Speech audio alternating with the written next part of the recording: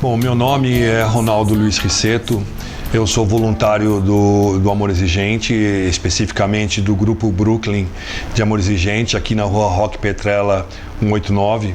Eu estou no Amor Exigente há já 13 anos e nesse tempo todo uma das coisas que eu mais gosto é estar como agora conversando com vocês sobre o que eu posso trazer de positivo na sua vida. Olá, como vai você? Cada vez melhor?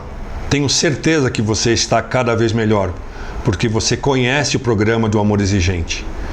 O Amor Exigente é um programa que reeduca famílias, que reequilibra os lares, através de princípios básicos, princípios éticos. É um instrumento de transformação nas famílias.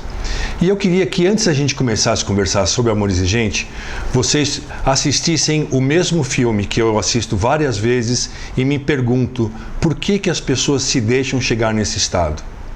Guilherme, passa a farofa, por favor. Pai e mãe, a gente precisa conversar. Vocês sabem que eu tenho já 30 anos, né? E ainda tô morando aqui com vocês. Na minha idade, todos os meus amigos já começam a fazer planos, alguns deles até concluir planos, né? Família, trabalho, promoção no trabalho e tal. E eu comecei a pensar, porra, Guilherme, será que não é você que tem que pegar esses tijolinhos e começar a construir essa estrada que será a estrada que você vai seguir pro resto da sua vida, cara? E aí, eu pensei que tá na hora de vocês saírem de casa. Nós? Pai, a gente não tem mais idade pra isso, não. Eu não tô entendendo. Ô, mãe, seu bebê cresceu. Às vezes eu fico até mal de trazer uma menina aqui, porque é um constrangimento, entende? Sai menina de baby doll. Mas a gente não quer ir embora. Oh, você acha que eu quero? Eu tô fazendo isso porque é o melhor pra mim. Mas por que você não sai? Como é que eu vou sair? Eu não tenho trabalho, eu não tenho dinheiro. Vocês têm a vida estabilizada, deve ter uma poupança boa, o senhor tá forte, tá bacana. Pode pegar, alugar uma autonomia de táxi. Trabalha de madrugada, faz teu bico. Você não queria morar na praia? Por que você não mora? Vou morar na praia. Eu acho que você tem condições de conseguir um lugar melhor que esse pra morar. Melhor que esse aqui? É. Como é que consegue um lugar melhor que aqui, pai? Aqui tem tudo perto. Tem farmácia perto, tem mercado perto, tem minha academia, tudo walking distance. Mas, meu filho, a gente ajuda você a procurar um outro apartamento. Não, mãe. Eu, me acostumei com isso aqui. Fora as correspondências, que vai ter que trocar cadastro, tudo, endereço, muda, é uma confusão. Guilherme, a gente não vai sair. Ô, pai, você tá fazendo isso que já é difícil ficar impossível. Meu coração tá cortado. Meu filho, mas por que você quer que a gente saia daqui? Também não fala assim, mãe. Parece que eu sou um monstro. Eu não quero que você saia assim, não. A porta dessa casa está sempre aberta pra vocês. Não literalmente, você liga e fala: filho, porra, pensei em fazer um feijão pra você. Que cara é? Levanta essa cabeça. Não faz assim. A gente é família, gente. A gente é família. O que vocês querem? Vocês querem uma semana? Uma semana. Eu vou me sacrificar por vocês, porque é isso que filhos fazem. Seu Guilherme, já enchi a banheira. Obrigado, Solange. Aliás, Solange tá meio sem receber, né? De repente seria bom se vocês depositassem na minha conta que eu já pagava em espécime pra ela esse ordenado.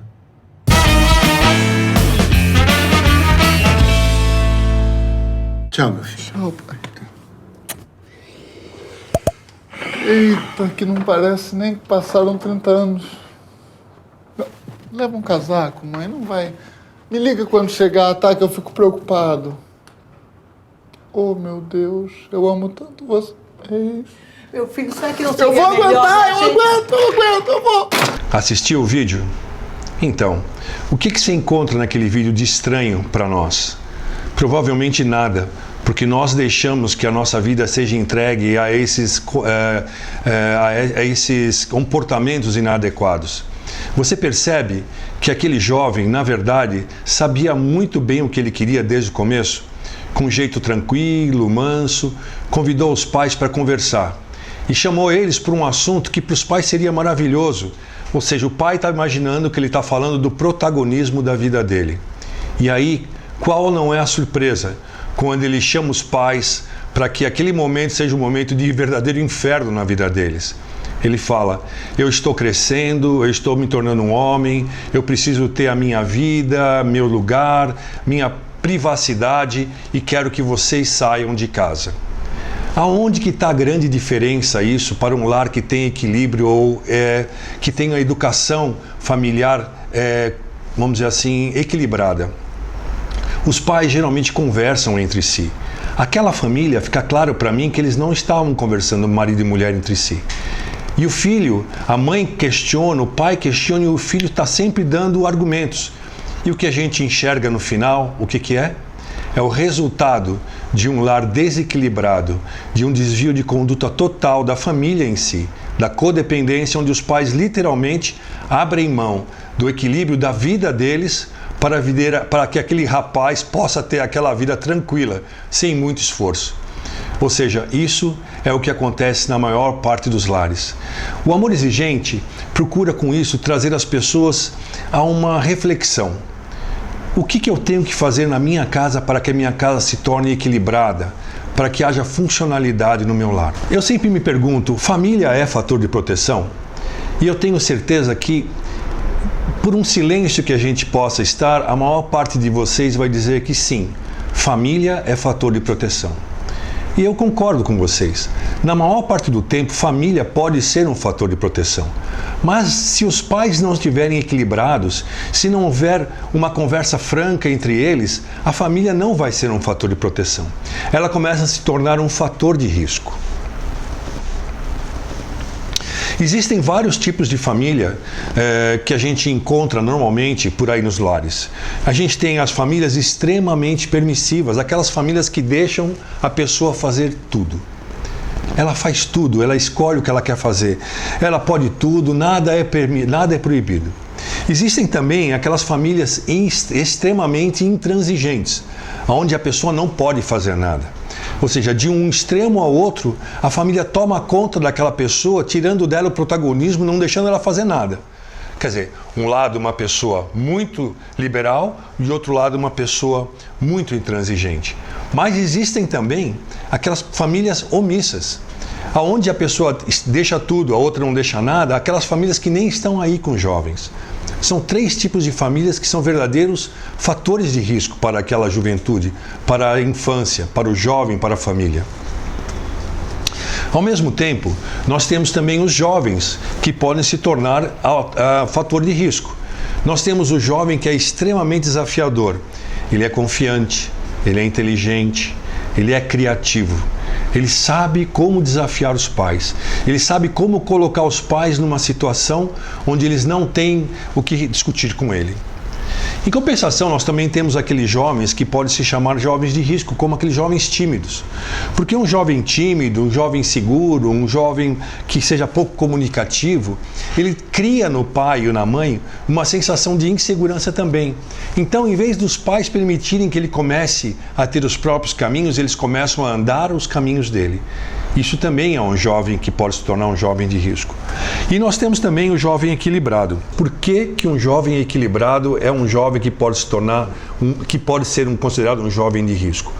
Porque do equilíbrio apenas, você não sabe exatamente como ele está.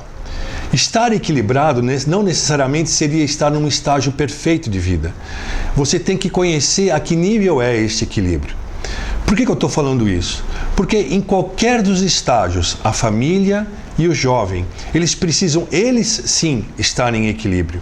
E não simplesmente a gente imaginar que um ou outro estando em equilíbrio, ou estando desafiado, ou estando em desvios de conduta total, porque os dois, familiar, no geral, tanto o pai, o filho, a avó, o garoto, qualquer um deles esteja desequilibrado. A família, ela tem como cerne trabalhar no seu comportamento equilibrado, para que haja equilíbrio na família, para que haja uma conduta única, para que as pessoas falem a mesma linguagem.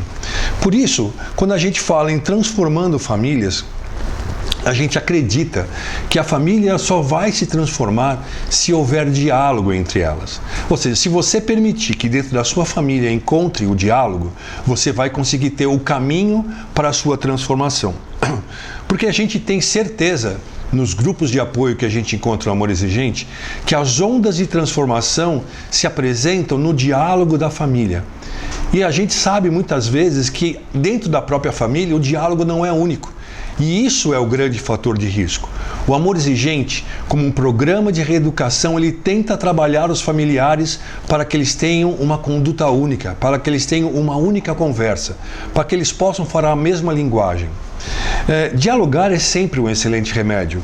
Nós continuamos a dizer que no seio familiar qualquer mudança será positiva se houver, como é que eu posso dizer, uma conversa. Mas a conversa significa saber ouvir e saber falar. E esse é um lado do amadurecimento que o Amor Exigente tenta trazer às famílias.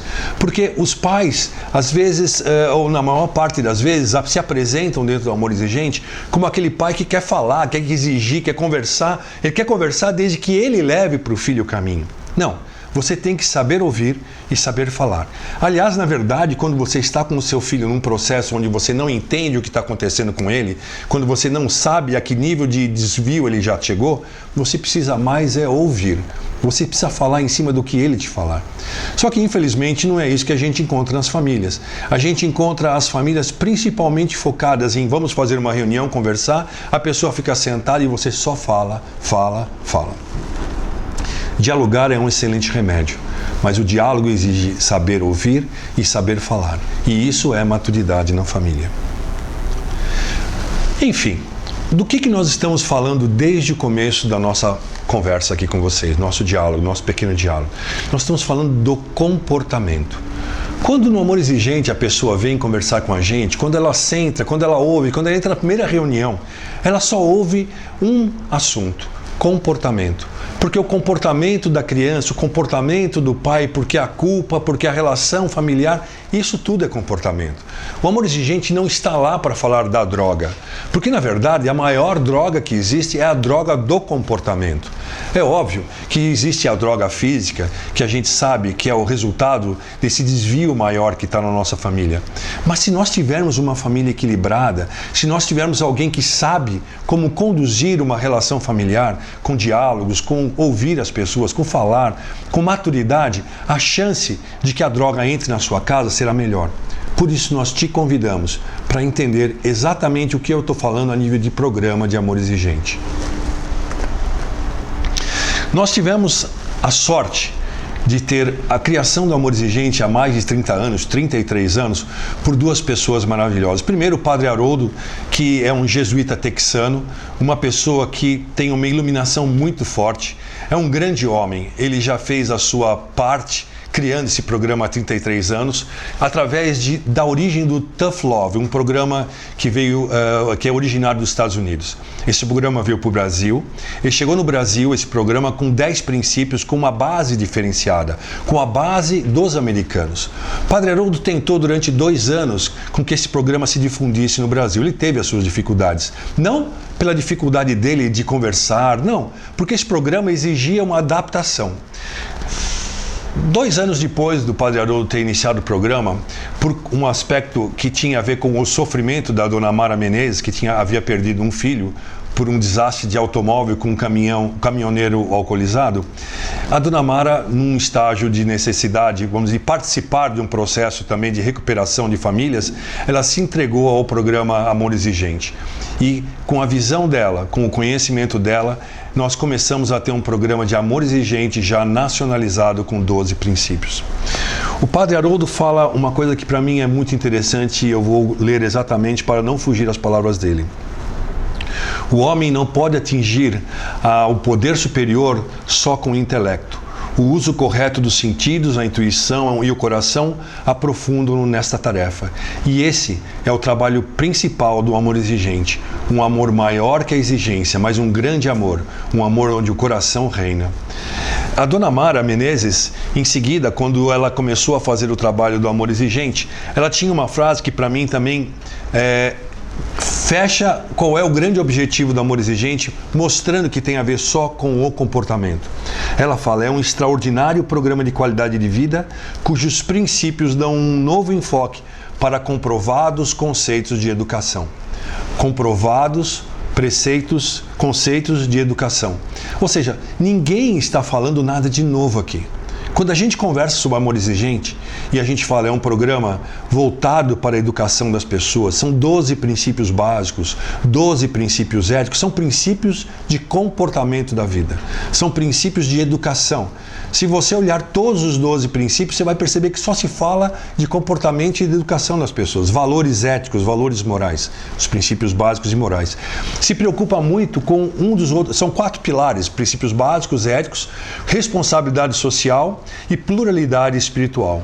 A responsabilidade social é exatamente isso que eu e você estamos fazendo. Eu, nesse momento, conversando com você e você provavelmente divulgando e compartilhando essa ideia com pessoas que estão morando ao lado da sua casa. Pessoas que também, às vezes, estão passando por dificuldades pessoais e que não tem a ver com a droga, é o comportamento que não está bem, é o marido que não está bem com a mulher, é o filho, não importa. Nós estamos falando aqui de um programa que restaura a família, é um programa que resgata o equilíbrio da família. Junto a isso, nós temos um outro princípio muito importante, um outro fator muito importante, é o pilar, que eu sempre gosto de deixar ele claro. Dizemos muito assim que a espiritualidade é um grande fator de proteção. Eu não estou preocupado com qual é a religião da pessoa. Eu acho que o importante é que nós tiremos de cada religião a nossa espiritualidade. Esse é o grande fator que faz com que haja harmonia e maturidade num programa como esse. Princípios básicos, princípios éticos, responsabilidade social e pluralidade espiritual. São 4 pilares que carregam o amor exigente, que fazem com que nossas partilhas são partilhas maduras, para que as pessoas acreditem que ali é o momento da transformação. Porque nós acreditamos que nada muda se eu não mudar. E eu só vou mudar se eu me apropriar de um programa como esse e conseguir transformar a minha vida. Transformar de que maneira? Fazendo com que a minha família fale uma única palavra, um único conceito de vida. Para que nós entendamos que se pais e filhos não são iguais, é pela funcionalidade. Eu não estou dizendo que eu sou mais ou menos que o meu filho, nem ele menos ou mais que eu.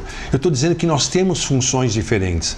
O amor exigente carrega cada princípio, dando a praticidade da nossa vida. O comportamento é o fator sine qua non para que nós atinjamos o sucesso do amor exigente, que nós atinjamos o sucesso de transformar as nossas vidas. Porque você que está ouvindo, você deve estar pensando, como eu posso transformar a minha vida? E eu te digo, não apenas você conhecendo os princípios básicos ou éticos do amor exigente, não apenas você conhecendo a responsabilidade social, não apenas você entendendo que não importa a religião de quem seja, o que importa é a espiritualidade. Você tem que acreditar que você vai se empoderar, ou que é uma palavra nova que se usa muito hoje em dia, né? Empoderar. Mas se eu me empoderar e não praticar, o que vai acontecer? Nada. E o amor exigente faz exatamente isso. Ele te dá a chance de se conhecer. Ele mostra quem é você. Ele faz nos 6 primeiros princípios que você entenda o que eu posso fazer para melhorar. Para isso eu tenho que me conhecer e você vai se conhecendo. Quando você se conhece, chega o grande ponto nevrálgico, que chama aquela curva, que vai dar aquele ponto de inflexão da curva. Agora eu me conheço, o que eu faço com isso? E aí para frente, do 7º em diante até o 12º, são os princípios de ação. Eu vou entender o que eu posso fazer comigo para agir e modificar. Aí você pensa, não, Ronaldo veio aqui para me fazer só apresentar o amor exigente. Não, eu quero que você entenda que não é o amor exigente que vai mudar, é você. Qual é a sua atitude? Qual é a sua fé no programa? Qual é a fé que você tem em você mesmo? Porque a grande transformação vai acontecer de dentro para fora. Não é nesse processo de simplesmente falar, vou conhecer o amor exigente, vou conhecer qualquer coisa. Não, eu tenho que saber o que eu faço com isso que eu aprendi. E esse é o grande segredo. A gente fala para o amor exigente que nos 6 primeiros princípios são autoconhecimento e avaliação. Por quê? Porque quando eu me enxergo e vejo quem eu sou, pais e filhos não são iguais, pais também são gentes, eu olho para a minha humanidade, eu olho que eu sou gente, eu olho que eu não tenho que acertar sempre, eu tenho que fazer o melhor que eu posso, mas não aceitar. Eu olho que eu não tenho que ter culpa. Você entende? Tudo isso são princípios básicos de educação da gente, princípios básicos de comportamento, virtudes. Nós estamos trabalhando virtudes apenas. A culpa a gente sabe que quando eu me sinto culpado, eu me fecho, eu fico com medo, eu não tomo atitude. Para que eu tenha coragem, eu não posso sentir culpa. Eu tenho que sentir firmeza, eu tenho que ter fé. O 6º princípio do amor exigente, para mim, é uma grande virada. Ele fala assim: o comportamento dos pais afeta os filhos e o comportamento dos filhos afeta os pais. Vamos esquecer dos filhos e dos pais. O comportamento de um ser humano afeta o comportamento do outro ser humano. Por isso que eu digo, quando você se apropria de um programa como esse e você pratica, a sua prática vai fazer a mudança dentro de casa. Você não precisa convencer ninguém do que você está melhorando, piorando. A tua vida vai melhorar naturalmente, porque você vai estar ficando cada vez melhor, porque você vai começar a ficar mais equilibrado, você vai mostrar maturidade, você vai ter atitudes mais pais ou mãe, você vai ter uma atitude mais paternal, correta. E não de autoritarismo, mas de autoridade. O Amor Exigente é um programa que dá chance de ser gente. Nada muda se eu não mudar. Eu preciso acreditar que isso é verdade. Do 7º, nos últimos 6 princípios, a gente fala que, além da atividade conjunta e individual das pessoas com o programa de ação, você terminando, você sabe como você deve agir, você sabe quem você é, chegou o momento de agir. E quando você chega o momento de agir, a primeira coisa que você precisa é ter coragem.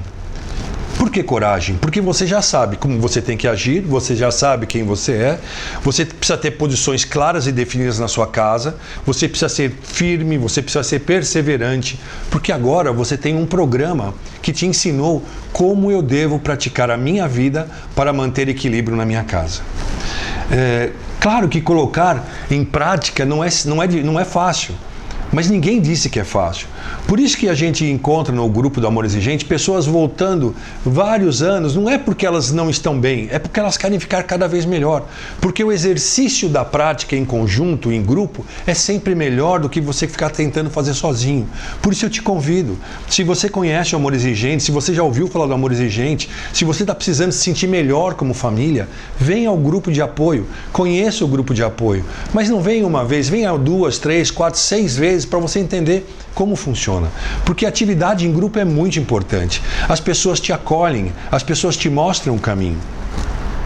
O Amor Exigente, ele objetiva as pessoas a se tornarem pessoas melhores. E a única maneira de você promover a sua transformação é se você está feliz. Quando você não está feliz com aquilo que você aprendeu, com aquilo que você é, com aquilo que você se tornou, você não consegue se transformar. A transformação, ela vem a partir da felicidade. E o objetivo do Amor Exigente é transformar as famílias, mas é transformar as famílias por inteiro, pessoa a pessoa. E para isso as pessoas têm que estar felizes. E para que elas estejam felizes, elas têm que possuir a coragem. O Amor Exigente objetiva nos transformar em pessoas fortes, equilibradas. Por que isso é importante? Porque ninguém faz nenhuma transformação na sua vida, ninguém muda se não estiver forte e equilibrado. Quando você começa a praticar os princípios, quando começa a praticar a unidade com aquele grupo, começa a conversar com as pessoas, você começa a se sentir forte e equilibrado. E para você se sentir forte, para você fazer uma transformação, para você tomar uma atitude, você tem que estar forte e equilibrado. Você tem que ter coragem, você tem que ter fé no programa. A fé é uma das coisas mais delicadas, porque como é que eu vou ter fé? Não, na primeira parte, eu vou dizer por mim também, né? Quando eu cheguei no Amor Exigente, há muitos anos atrás, eu confesso que eu não acreditava no programa do Amor Exigente. Eu estava vindo ali obrigado, porque eu estava passando por uma situação onde eu me sentia obrigado a estar no Amor Exigente. Eu não tinha fé no programa.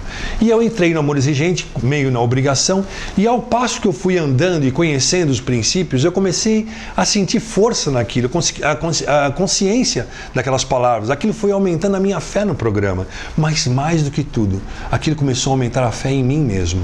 Eu podia fazer aquela transformação. Eu conheci cada princípio. Eu conheci cada condição de transformação. Eu via nas pessoas ao meu lado como elas se transformavam, como era difícil. Eu via que eu às vezes tinha menos fé e o grupo me aumentava a fé, porque eles me mostravam que para eles funcionou, por que para mim não ia funcionar?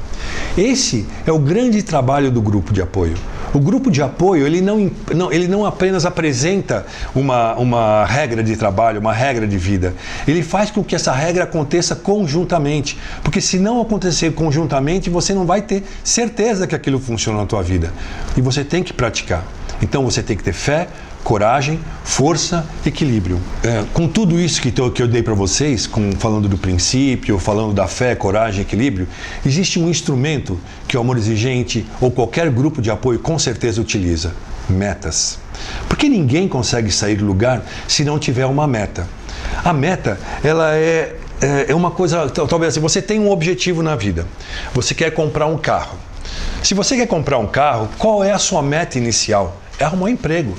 Você tem que arrumar um emprego, você tem que juntar dinheiro. Então, você tem um objetivo de comprar um carro, você tem que ir para e passo, cumprindo metas para atingir o carro. É a mesma coisa no Amor Exigente, é a mesma coisa no nosso grupo de apoio.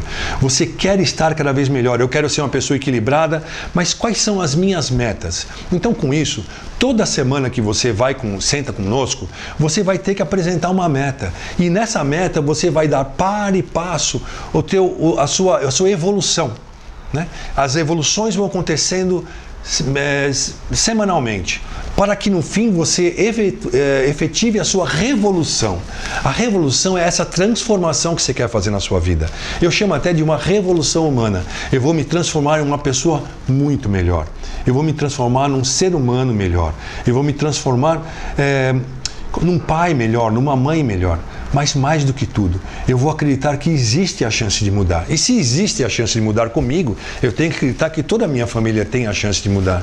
Então a meta tem que servir para mim e para eles. Só que a minha meta é minha, a deles é a deles. Então quando a gente conversa, vamos ter metas em casa, cada um tem a sua.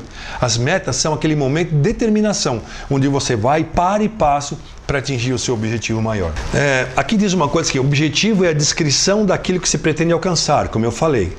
E a meta é a definição em termos quantitativos e qualitativos daquele momento que você está andando. É muito importante. Ninguém anda para frente, ninguém faz nada se não tiver uma meta na vida. Nós todos temos meta. Desde que nós começamos a estudar, nós temos meta.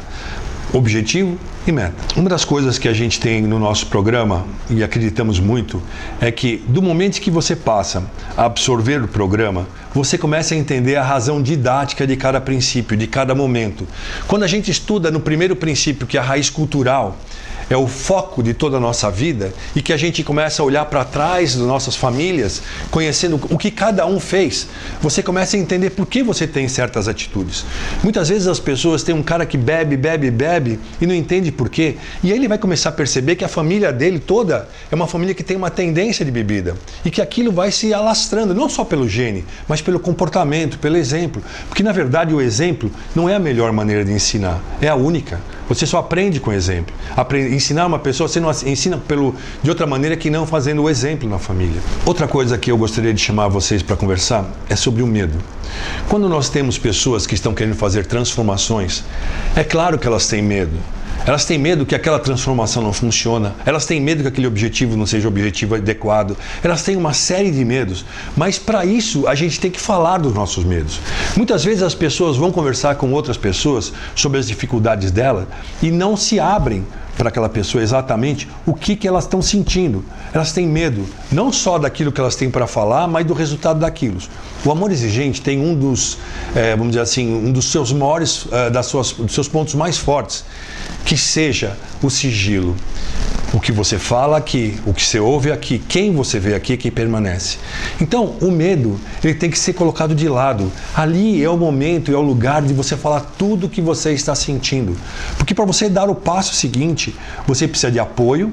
Para você conhecer o seu momento de dar o passo, você tem que fazer um plano, você tem que conhecer os princípios, você tem que acreditar que você está ali por uma causa justa, por sua causa principalmente, né? Não vá no programa do Amor Exigente querendo mudar o outro, você tem que olhar para você. As pessoas às vezes chegam no Amor Exigente achando que elas estão lá para mudar o familiar, e elas descobrem que elas estão ali para mudar elas mesmas. E esse é o grande segredo. Nada muda se eu não mudar. E que bom é descobrir que eu posso mudar e me tornar uma pessoa melhor, porque eu posso ser melhor, cada dia melhor. Quando eu comecei no Amor Exigente, eu acho que uma das palavras que mais me faltou, fora o medo também de contar minha história, ou de acreditar que aquela história era real, ou o medo de olhar para dentro de mim e conhecer todos aqueles princípios, era que do momento que eu dei o passo perdi o medo, foi a coragem.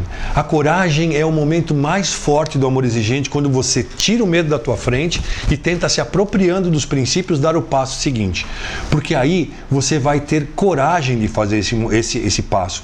Quando você dá o passo para frente, tem a coragem, as pessoas que estão no grupo com você, elas se contagiam. Por isso que é importante a sua presença no grupo, porque você também contagia as pessoas. Você lembra que naquele grupo, você não é o único com aquelas dificuldades, todo mundo ali tem dificuldades. Então a sua palavra, o seu exemplo, positivo ou negativo, ele é contagiante para as pessoas, ele faz com que as pessoas olhem para aquilo de uma maneira mais firme, elas encontrem o caminho que elas devem usar. Você tem que contagiar as pessoas ao seu redor. Goethe fala essa frase que eu vou ler, que é: mas, por mais maravilhosos que sejam seus sonhos, por mais nobres que sejam seus ideais, ou por mais elevadas que sejam suas esperanças, se não tiverem coragem, não haverá como concretizar tudo isso. Precisa ter coragem para agir. Sem ação, seus projetos jamais existirão. Então, como eu cheguei nesse momento? Absorvi um programa, me apropriei do programa, conheci o programa de amor exigente, conheci a espiritualidade dele. Tenho mestres maravilhosos, Dona Mara, Padre Haroldo, que me mostram, mestres da vida, que me mostram o caminho, o tempo todo com esses princípios, que me mostram que a espiritualidade pluralista é um grande caminho para seguir também. Eu sei tudo já, tenho fé, tenho coragem, tenho equilíbrio. Agora o que me basta é tomar isto como um desafio e me desafiar e optar se o que eu vou querer fazer é a mudança para subir ou sucumbir. Porque chega um momento, depois de tudo isso que nós falamos, que você vai ter que optar. Você não vai poder ficar esperando que as coisas aconteçam. Você tem um poder superior que te dá força para fazer a mudança, mas é você que vai mudar. A gente tem uma dificuldade muito grande no grupo, às vezes, quando as pessoas tentam fazer as mudanças e querem que o outro faça a mudança para ela. Então a pessoa tem meta para o outro fazer. Ele quer que o outro pare de falar, ele quer que o outro deixe de fazer isso, deixe de fazer aquilo. Mas e ele? A gente tem que partir do nosso exemplo, a gente tem que fazer a nossa transformação, a nossa revolução humana. Você tem que ter uma espiritualidade muito forte, porque é a partir do equilíbrio que você tem dessa espiritualidade que você vai ter essa coragem e força para dar o passo para frente. Aqui diz uma coisa para mim muito importante no slide que eu tenho como regra, que é assim: a pessoa que quer subir, que quer mudar, ela se alegra diante de um fato, de uma dificuldade, se alegra no sentido de falar, essa é uma chance de fazer a minha transformação, desafia e muda. Porque a pessoa que não quer mudar, ela vai encontrar tudo como um ponto de negatividade. Ela fala, não, isso não vai dar, eu não vou conseguir, eu não vou. A pessoa não olha aquilo lá como um desafio para que ela se desafie e faça a transformação. Então, o amor exigente deu tudo já. Te deu o programa, te deu uma maneira de se comportar, o comportamento de espiritualidade, olhar pela responsabilidade social, da tua responsabilidade com as famílias, com todas as pessoas à sua volta, com a comunidade. Agora você tem que optar. Ou eu vou transformar ou eu não vou transformar. Para isso, algumas coisas são importantes. Você deve deixar de lado palavras negativas e se focar nas coisas boas. Você deve dizer sim para a mudança, para a coragem, para o bom humor, para a perseverança, para se manter firme no programa. E se você não fizer isso, você vai ficar dando não.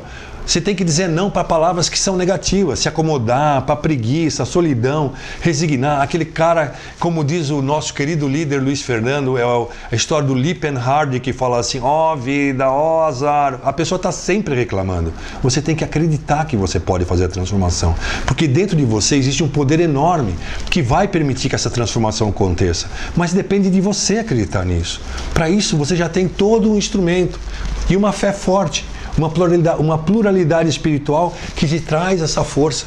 Você tem que ter a sua própria espiritualidade, é óbvio, dependendo da religião. Mas você tem que usá-la a teu favor, para te dar esse equilíbrio. Fora isso, depois que você conheceu todo esse programa, tem uma das últimas coisas que eu entendo como fundamental, é você ter gratidão. Por que gratidão? Muita gente vem no Amor Exigente ou vem em grupos de apoio reclamando porque ele está lá. Eles não percebem que aquela situação ela deve ser olhada até como gratidão, porque naquele momento ele está tendo a chance de fazer uma mudança para melhor.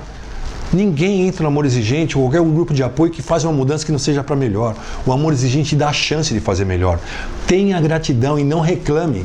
Olhe aquilo como uma coisa boa. Em vez de lamentar, use as suas palavras para agradecer. Seja positivo. Um filósofo budista fala a insatisfação por aquilo que não temos. A insatisfação por aquilo que não temos é a falta de gratidão por tudo, é o resultado da falta de gratidão por tudo aquilo que temos. Muitas vezes nós ficamos reclamando por aquilo que não temos e somos incapazes de olhar ao nosso lado e ver tudo aquilo que nós temos. Primeiro, a vida, a força de vir até um grupo de apoio, olhar o problema de frente e falar, não, eu vou mudar.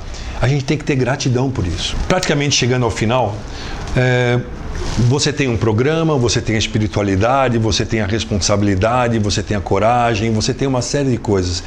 E uma das coisas mais importantes como ser humano agora, como ser individual, Gary Herbert, ele fala assim, se não eu, quem? E se não agora, quando? O que significa isso? Significa que a minha mudança é minha e é agora, e sou eu. Eu não posso dar a ninguém, nunca vou dar a ninguém o poder de me fazer feliz ou infeliz. Aliás, guarde para você isso. Nunca dê a ninguém o poder de te fazer feliz ou infeliz. Você é a única pessoa que pode se fazer feliz. Acredite nisso.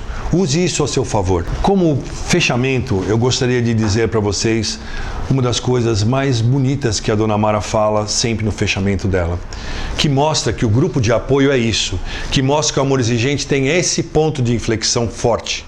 Ela fala assim, conte comigo, porque eu conto com você. E eu digo para vocês, ao final desse pequeno diálogo, acreditem, nós estamos juntos. Contem comigo que eu conto com você. Obrigado.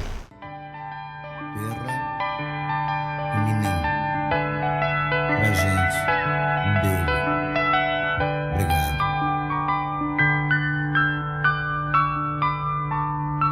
Ontem um menino que brincava me falou, hoje é semente do amanhã. Para não ter medo que esse tempo vai passar, não se desespere, nem pare de sonhar. Nunca se entregue, nasça sempre com as manhãs.